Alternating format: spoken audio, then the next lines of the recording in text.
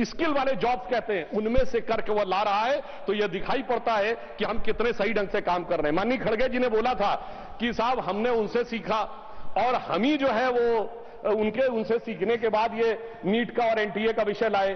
तो मैं कहना चाहूंगा, माननीय मंत्री जी ने बोला था कि 1992 में अवधारणा दी थी और उसके बाद 2014 तक राह देखते ही रहे। इसे कहते हैं आह को चाहिए एक उम्र असर होने तक। तो इसलिए मैं कहना चाहता हूं वो वास्तविकता में मोदी जी की प्रतिबद्धता से वह विषय सफल हुआ। और मैं उस डिटेल में नहीं जाना चाहता, बहुत सारे डिटेल्स माननीय मंत्री जी ने बताए किसके कालखंड में क्या क्या पेपर लीक हुए, पर एक उदाहरण देना चाहता हूं। ये तो अपने नेताओं के प्रति संवेदनशील नहीं है। मैं याद दिलाना चाहता हूं, राजस्थान में कांग्रेस के शासनकाल में एक यात्रा निकली थी, पद यात्रा, अजमेर से जयपुर तक। सचिन पायलट जी ने यात्रा निकाली और कहा पेपर लीक कितने हो रहे हैं कि मैं छात्रों के हित में पदयात्रा निकाल रहा हूं। मगर अफसोस कि उन्होंने उसके ऊपर कोई शिकन नहीं आई। उन्होंने, और सुनिए, इनके मुख्यमंत्री ने बोला, बात रिकॉर्ड पे जा रही है, इनके मुख्यमंत्री ने बोला मैं तो जादूगर हूं, सब ठीक कर दूंगा। और उस समय सचिन पायलट जी का मीडिया में बयान है जिसमें उन्होंने कहा पेपर लॉक में था, लीक हो गया। ये कैसी जादूगरी है? अब मैं बताना चाहता हूं, आज मैं पूछना चाहता हूं, विपक्ष की सरकारों में जहां पेपर लीक हुए हैं, क्या वही मानदंड होगा जो हमारी सरकार के लिए है? पंजाब हो, झारखंड हो या कर्नाटक हो, क्या एक मंत्री के लिए एक रूल रहेगा या हर मंत्री के लिए अलग अलग रूल रहेगा? अब बॉल इनके कोर्ट में है और इन्हें तय करना है। मगर मैं याद दिलाना चाहता हूं, हमारे सदन के एक सम्मानित सदस्य जो अभी अभी आए हैं, श्री कपिल सिब्बल जी, जो बहुत प्रख्यात वकील हैं और ज्यादातर विवादास्पद विषयों के प्रख्यात वकील रहे हैं, उन्होंने शिक्षा मंत्री रहते हुए यह वकालत करने चले गए कि साहब हम बच्चों को लीगल एड देंगे। इनके शिक्षा मंत्री रहते हुए 2009 से 12 में सिर्फ, सर 2010 में रेलवे रिक्रूटमेंट बोर्ड, 2011 में all India engineering entrance examination, 2011 में हरियाणा बोर्ड और 2012 में एम्स। सर आप समझिए, मैं कहना चाहूंगा, यानी जिस पर होना चाहिए था इल्जाम, वो लेके आ गया वकालत का पैगाम। अब पता नहीं है छात्रों का करेंगे काम या करेंगे छात्र हितों का काम तमाम। मुझे लगता है कि आज सारे के सारे, और मैं एक और बात कहना चाहता हूं, हमारे बहुत से लोगों ने यह कहा कि नीट को समाप्त कर देना चाहिए। मैं सभापति महोदय बताना चाहता हूं, जब नीट नहीं थी 2016 में, तो क्या होता था? प्राइवेट कॉलेजेस की सीटें नीलाम हुआ करती थी, लाखों लाख रुपए में। वो गरीब और मध्यम वर्ग के बच्चे को तो कभी उसके लिए स्वप्न से बाहर था कि 25 लाख 50 लाख रुपए देकर एडमिशन पाएगा, पीजी में कहीं 1-1 करोड़ रुपए देकर एडमिशन पाएगा। मगर आज प्रधानमंत्री जी ने जो काम किया है इस साल के नीट में, कैसे कैसे बच्चों को अवसर मिला। कुछ उदाहरण देना चाहूंगा। राजस्थान के बाड़मेर में एक दिहाड़ी मजदूर लखाराम की बेटी को और बूंदी में राजस्थान की सूरज सैनी को मौका मिला है। भागलपुर का सूरज कुमार या रायसेन के मध्य प्रदेश का आदर्श लोधी या लखनऊ की वो नीलू जिसकी मां घरों में काम करती थी, गोरखपुर का वो विशाल तिवारी जिसके पिता ऑटो रिक्शा ड्राइवर थे, मुजफ्फरनगर का वो मोहम्मद सुहेल जिसके पिता ई रिक्शा चलाते थे। सभापति जी, इन बच्चों के अरमान पूरे होने का यदि श्रेय किसी व्यक्ति को जाता है तो प्रधानमंत्री श्री नरेंद्र मोदी जी को। इन बच्चों के अरमान पूरे हुए, मगर जो कैपिटेशन फीस लेके सैकड़ों करोड़ प्रति वर्ष कमाते थे, उनके अरमानों पे बिजली गिरी है।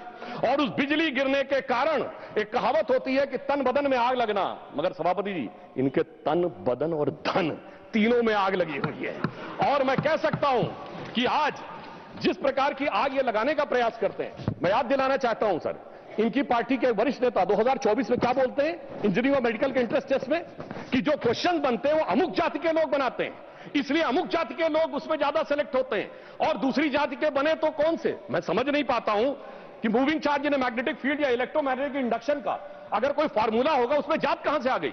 सभापति जी 9th क्लास में मैंने पढ़ा था, अगर सेंट्रीग्रेड को फॉरेन हाइट में चेंज करना है तो C/5 = M-32/9 होता है। अगर ये सवाल पूछा जाएगा तो सवाल और जांचने वाले में जात कहां से आ गई। मैं जेनजी से कहना चाहता हूं, समझिए इनके खतरनाक इरादे।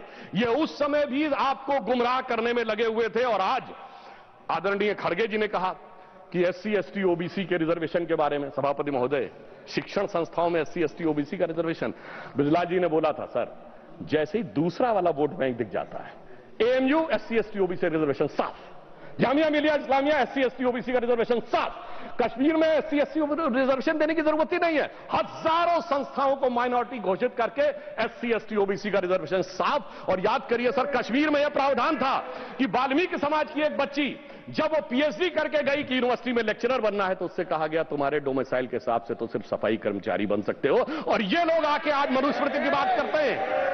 मुझे लगता है कि आज वो धारा 370 हटने के बाद उन्हें वास्तविक अधिकार मिला है। और मैं ये भी कहना चाहूंगा, इतना ही नहीं सर, रिजर्वेशन में इन्होंने ऐसी घुसपैठ की है माइनॉरिटीज की कि अभी एक केस जो था हाईकोर्ट ने क्वैश किया है पश्चिम बंगाल सरकार का। सर, इन्होंने OBC के आरक्षण में ऐसा किया, आगे का दरवाजा खोला, पीछे का दरवाजा खोला और रोशनदान भी खोल दिया कि किस प्रकार से अपने वोट बैंक के सारे लोगों को माइनॉरिटी में लाया जा सके। अब मैं यह भी कहना चाहता हूं सर, खड़गे जी ने जो कुछ भी बोला, अब उस विषय के ऊपर मैं बोल चुका हूं, इसलिए मैं दोबारा नहीं बोलना चाहता, मगर फिर मैं बताना चाहता हूं, आज समाज में जो लड़ाई लगाने की बात की जाती है, आई जस्ट रिपीटिंग क्विकली कि डॉक्टर अंबेडकर ने अपनी किताब हु वर शूद्राज में chapter number 1 page number 1 paragraph number 3 में लिखा है, there is no connection of modern day schedule caste with the Vedic age Shudras.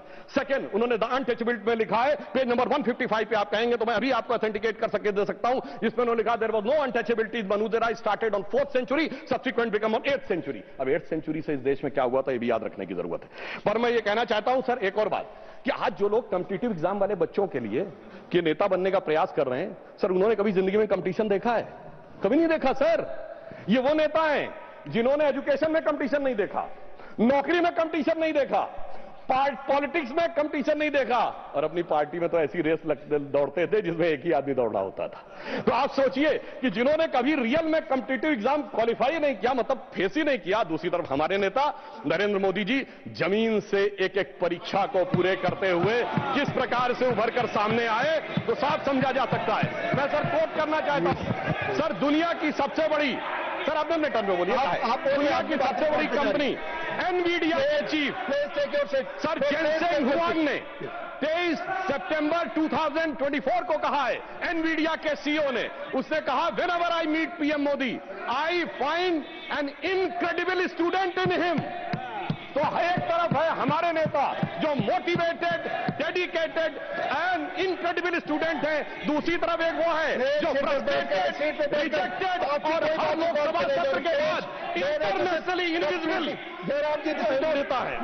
अब मैं एक और बात कहना चाहता हूं, एक चीज जो हमारे लिए चिंता का विषय है सर, देखिए जिस प्रकार की भाषाएं आई वहां पर बच्चों के उसमें, वो बहुत अशोभनीय और चिंताजनक था, जिस ढंग की भाषा का प्रयोग किया गया। मगर बच्चों की क्या गलती है सर, जो बड़ों से सीखते हैं। यदि यहां पे गालियां दी जाती हैं, अभी जो सदन में सदस्य खड़े हुए उन्होंने भी गाली वाली दी थी, अलग बात है। प्रधानमंत्री जी को बिहार में मां की गाली दी जाती है, आखिर में बच्चे बड़ों से ही सीखते हैं। तो मुझे लगता है ये अभी ध्यान रखना चाहिए। मगर मैं दलगत भावना से अलग होकर कहता हूं, आज जो कुछ आपने सुना, हम इस तरफ पक्ष के हो या उस पक्ष के हो, क्या हमें नहीं लगता कि इस विषय को लेकर हमें चिंता होनी चाहिए? इस पे पूरे सदन को चिंता होनी चाहिए और इसका मार्ग प्रशस्त होना चाहिए। इसलिए मैं सदन की तरफ से कहना चाहूंगा कि शील, विनय, आदर्श, सभ्यता तार बिना झनकार नहीं है। शिक्षा क्या स्वर साध सकेगी यदि नैतिक आधार नहीं है? और मैं यह भी बताना चाहता हूं सर, मैं जेन जी से भी कहना चाहता हूं कि आपने एक गाना सुना होगा, यही उम्र है कर ले तू गलती से मिस्टेक। तो मैं बच्चों से बताना चाहता हूं, ये पानी की बोतल 10 रुपए की आती है, मगर Instagram free, Facebook free, WhatsApp free, Twitter free, ये फ्री क्यों दिया जा रहा है भाई? जबकि वो सभ्यता क्या कहती है, there can never be a free lunch, if there is a free lunch there has to be poison in it. तो मैं समझना चाहता हूं वो फ्री आपको इसलिए दिया जा रहा है ताकि आपके दिमागों को कैप्चर किया जा सके। इसलिए मैं पुनः 1997 की एक मूवी है यस बॉस, जो शाहरुख खान और जूही चावला थे, तो वो अपने बॉस को सोचती है कि वो मेरे लिए अच्छा कर रहा है, मगर वो उनको ट्रैप में फंसा रहा था। तो एक गाना था, बड़े टेढ़े मेढ़े दुनिया के रास्ते, खतरे ही खतरे हैं तेरे वास्ते। तो मुझे लगता है कि जेन जी को इस विषय के ऊपर समझना चाहिए। और मैं यह भी कहना चाहता हूं युवाओं से, याद रखिए योग, भोग, संग्राम तीनों जवानी के काम। और याद रखिए 80% लोग भोग में और 20% लोग संग्राम में पड़े हुए हैं। बहुत संभल कर आगे कदम बढ़ाना होगा। इसलिए मैं कहना चाहता हूं कि आज जब छात्रों के आंदोलन में कुछ ऐसे अवांछित तत्व आ गए थे, और ये मैं हवा में नहीं बोल रहा हूं, 23 जुलाई को 9:30 पे सोनम वांगचुक जी का ट्वीट है जिसमें उन्होंने ये कहा कि भाई मुझे बहुत पेन है कि कुछ एंटी सोशल एलिमेंट्स आ गए। बच्चों से कहूंगा सावधान रहिए, ये बड़े खतरनाक एलिमेंट हैं, ये अवसरवादी, अराजकतावादी हर आंदोलन में चले जाते हैं, सीए में भी चले जाते हैं, किसान में भी चले जाते हैं, कुछ पहलवान में भी चले जाते हैं, आज बच्चों में भी। तो ये वो मुखौटा है जो कभी मुसलमान के पीछे छुपता है, कभी किसान के पीछे छुपता है, कभी पहलवान के पीछे छुपता है, आज नौजवान के पीछे छुपा है। इसलिए मैं कहना चाहूंगा बच्चों से कि देखिए वो जो बच्चे हैं वो तो भटके हुए नौजवान हैं सर, बच्चे तो भटके हुए नौजवान हैं, मगर सत्ता के लालच में पक्की दाढ़ी वाला एक लटका हुआ नौजवान भी है, उससे उनको बहुत सावधान रहने की जरूरत है। और मैं सर बस 1 मिनट में खत्म कर रहा हूं। सर प्रधानमंत्री जी ने और गृह मंत्री जी ने यह ध्यान रखा, हिंदी में एक कहावत है कि गेहूं के साथ घुन न पिसने पाए, हमने ध्यान रखा कि उन अपराधी तत्वों के बीच में बच्चों के साथ किसी प्रकार का वो ना होने पाए। तो मैं सिर्फ ये कहना चाहूंगा हमारा उद्देश्य है संवेदना, संवाद के साथ समाधान खोजना, इनका है दुष्प्रचार, अराजकता के साथ घमासान मचाना। और बस अंतिम पंक्ति कह के समाप्त करता हूं, मैं बच्चों से कहना चाहता हूं प्रधानमंत्री जी ने जिन विपरीत परिस्थितियों में निकाला है कि वो पुराना गीत हम सबने सुना होगा, हम लाए हैं तूफान से कश्ती निकाल के, इस देश को रखना मेरे बच्चों संभाल के, हर एक कदम उठाना जरा देखभाल के। और अंत में कहना चाहूंगा बच्चों से यह भी कि हां हो सकता है कुछ कष्ट आपको हुआ हो, मगर हम उन लोगों में से नहीं हैं जो माननीय राम गोपाल जी कहते थे कार सेवक चढ़ तो गए थे मगर चिपक गए, साथ साथ के गोलियां मारी गई थी, कनपट्टी पर सटा के गोलियां मारी गई थी। इसलिए मैं यह भी कहना चाहता हूं सर अंत में प्रधानमंत्री जी की तरफ से बच्चों के लिए और युवा पीढ़ी के लिए कि चमन को सींचने में पत्तियां कुछ झड़ गई होंगी, यही इल्जाम हम पर लग रहा है बेवफाई का, मगर कलियों को जिसने रौंद डाला अपने हाथों से वही दावा करे हैं चमन की रहनुमाई का। धन्यवाद।